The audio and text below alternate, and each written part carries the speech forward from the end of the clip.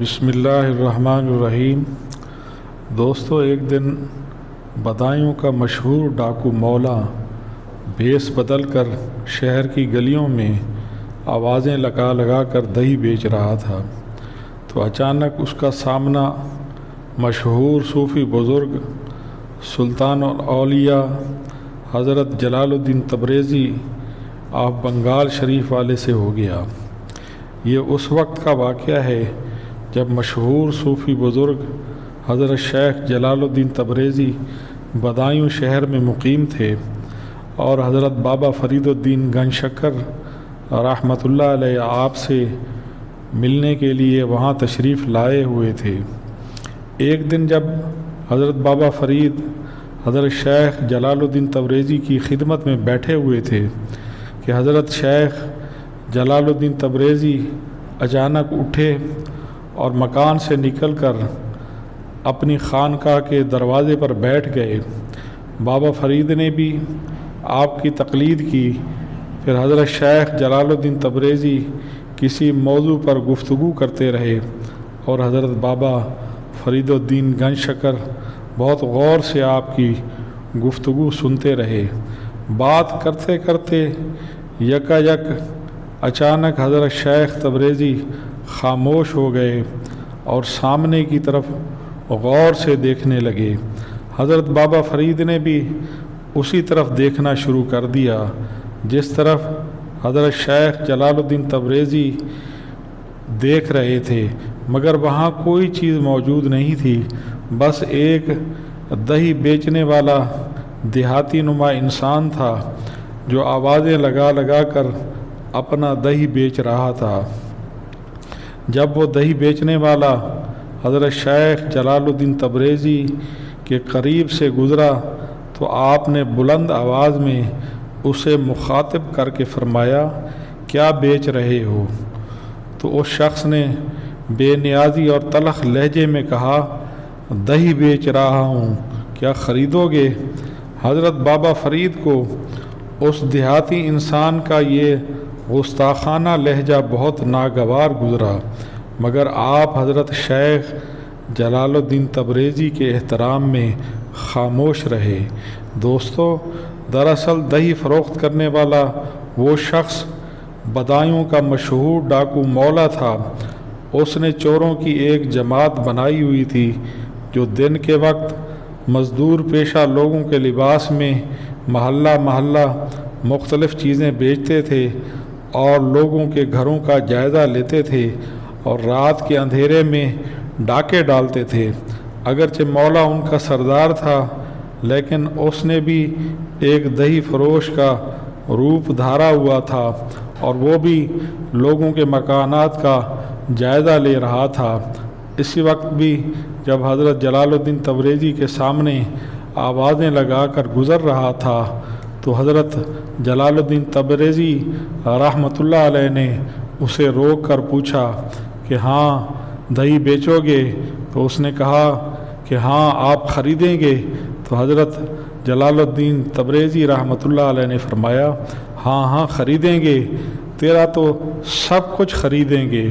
مولا جیسا ڈاکو اور جابر اور شفاق انسان ان نورانی الفاظ کا متحمل کس طرح ہو سکتا تھا؟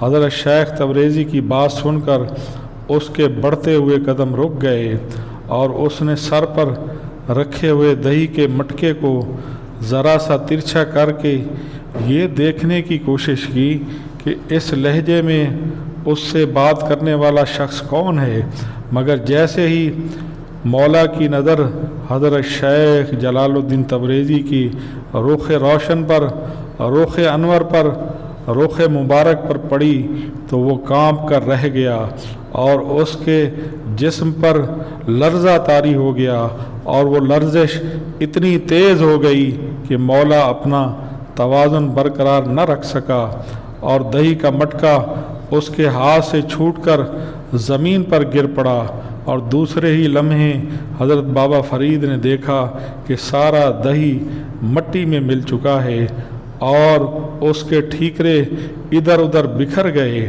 تو حضرت شیخ جلال الدین تبریزی نے تبسم فرمایا और फिर मौला से फरमाया कि अब क्या बेचो गे? अपनी सारी जमा पूंजी तो खाक में मिला दी, अब तुम्हारे पास फ़रोख्त करने के लिए क्या बाकी बचा है? मौला शदीद हैरानी के आलम में बेजान मुजस्मे की मानद खड़ा था। फिर जब उसकी हैरत का तिलिस्म टूटा तो बेख्तियार कहने लगा, क्या दुनिया में ऐसे लोग भी होते हैं जो बंदे की ये हालत कर देते हैं? हज़रत शेख जलालुद्दीन तबरेज़ी ने मौला की बात का कोई जवाब नहीं दिया, बस खामोशी से उसकी बदलती हुई हालत देखते रहे। चंद लम्हों के बाद मौला दोबारा कहने लगा, अभी मेरे पास बेचने को बहुत कुछ है। मैं अपने रस्म व रिवाज बेचूंगा, मज़हब बेचूंगा, यहाँ तक कि तुम्हारे हाथों अपनी दिल और जान भी बेच डालूंगा। खुदा के लिए मुझे वापस न लौटाओ, मुझे ख़रीद लो, मुझे ख़रीद लो। ये कहकर मौला आगे बढ़ा और हज़रत शेख जलालुद्दीन तबरेज़ी के कदमों पर सर रख कर रोने लगा। तो हज़रत शेख जलालुद्दीन तबरेज़ी ने बदायूं के संग दिल डाकू के लरजते हुए जिस्म पर एक नज़र डाली और फिर निहायत ही मोहब्बत आमेज़ लहजे में फ़रमाया, उठो मौला, तुमने सब कुछ बेच दिया और हमने सब कुछ ख़रीद लिया। फिर शहर बदायूं के लोगों ने देखा कि एक सफ़ाक हिंदू ज़ालिम डाकू अपना आबाई मज़हब तब्दील करके हल्का इस्लाम में दाखिल हो गया है। मुसलमान होने के बाद मौला लूटा हुआ तमाम सरमाया हज़रत शेख जलालुद्दीन तबरेज़ी की खिदमत में पेश कर दिया। रिवायत है कि मौला के पास 1 लाख सोने के सिक्के थे। जब मौला ने अपनी तमाम दौलत हज़रत शेख जलालुद्दीन तबरेज़ी को नज़र करनी चाहिए तो आपने फरमाया, इसे अपने पास रखो, जिस तरह हम कहें उस तरह खर्च करते रहना। कबूल इस्लाम के बाद हज़रत शेख जलालुद्दीन तबरेज़ी ने उसका नाम हिंदवानी नाम तब्दील करके अली रख दिया। अली का बयान है कि जब भी कोई ज़रूरतमंद शख्स हज़रत शेख के पास आता तो आप उसे मेरे पास भेज देते और मैं हुक्म के मुताबिक इतनी ही रकम साइल को दे देता। हज़रत शेख जलालुद्दीन तबरेज़ी जब भी किसी सवाली को अली के पास भेजते तो 5 सिक्कों से कम का हुक्म नहीं देते थे और मौजूदा सूरत हाल ये थी कि अली के पास सिर्फ़ एक ही सिक्का बचा था।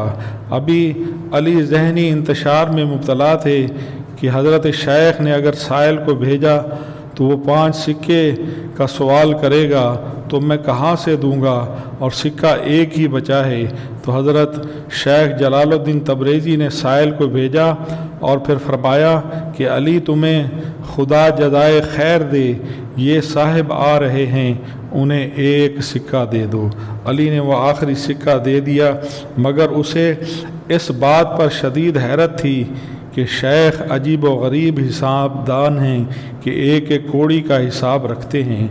कुछ अरसे के बाद जब हज़रत शेख जलालुद्दीन तबरेज़ी ने बदायूं से बंगाल जाने का इरादा किया तो अली को जुदाई ने तड़पा दिया। उन्होंने अर्ज़ की कि शेख, मुझे यहाँ किसके सहारे छोड़े जा रहे हैं? मैंने तो अपना सब कुछ आपके हाथों फ़रोख्त कर दिया। क्या मैं दोबारा इस दुनिया के बाज़ार में बिकूँगा? मेरी नीलामी होगी और लोग मेरी बोलियां लगाएंगे। शेख जुदाई की वजह से अली जो थे वो रो रहे थे। तो हज़रत शेख जलालुद्दीन तबरेज़ी ने फरमाया कि नहीं अली, दुनिया में इतनी हिम्मत नहीं कि वो तुम्हारी कीमत लगा सके। तुम अल्लाह के बंदे हो और तुमने अल्लाह के हाथों ही अपनी जान फ़रोख्त की है। मैं तो एक ज़ाहिरी सबब हूँ और दरमियान का कुछ हिस्सा हूँ। असल में तो अल्लाह पाक ने तुम्हें हिदायत बख्शी है और वही तुम्हारी किफ़ालत करेगा। हज़रत शेख जलालुद्दीन तबरेज़ी अली को समझा रहे थे और हज़रत शेख ने फरमाया कि बदायूं में मेरा काम ख़त्म हो चुका है। तुम उन आवाज़ों को नहीं सुन सकते जो अर्ज़ बंगाल से हमें पुकार रही हैं। मुझे जाना ही होगा کیونکہ لوح محفوظ پر یہی رقم ہو چکا ہے اور ارض بنگال کی طرف جانا ٹھہر چکا ہے، آسمانی تحریریں مٹائی نہیں جا سکتی۔ اسی طرح سرزمین بنگال میرا مقدر ہے، اسی طرح خاک بدایوں تمہارے مقدر میں لکھ دی گئی ہے۔ میں حکم خدا یہ بدایوں کا علاقہ تمہارے حوالے کرتا ہوں، تم اس بت کدے میں اتنی زور سے آذان دو کہ مندروں کے ناقوس ہمیشہ کے لیے خاموش ہو جائیں، اور برہمن اپنے گلے سے زنار توڑ کر پھینک دیں۔ اور پھر آپ نے حضرت شیخ نے علی مولا کو حفاظت کی دعا دی۔ یہ آخری الفاظ تھے جو حضرت شیخ جلال الدین تبریزی کی زبان مبارک سے ادا ہوئے، اور پھر آپ بنگال شہر کی طرف روانہ ہو گئے۔ بعد میں یہی شیخ علی درجہ ولایت تک پہنچے، اور تاریخ میں انہیں حضرت شیخ علی مولا کے نام سے پکارا جاتا ہے۔ یہ وہی شیخ علی مولا ہیں جنہوں نے بدایوں میں حضرت نظام الدین اولیاء محبوب الہی جب علوم اسلامیہ سے فارغ التحصیل ہو گئے تو انہوں نے ان کے سر پر دستار فضیلت باندھی۔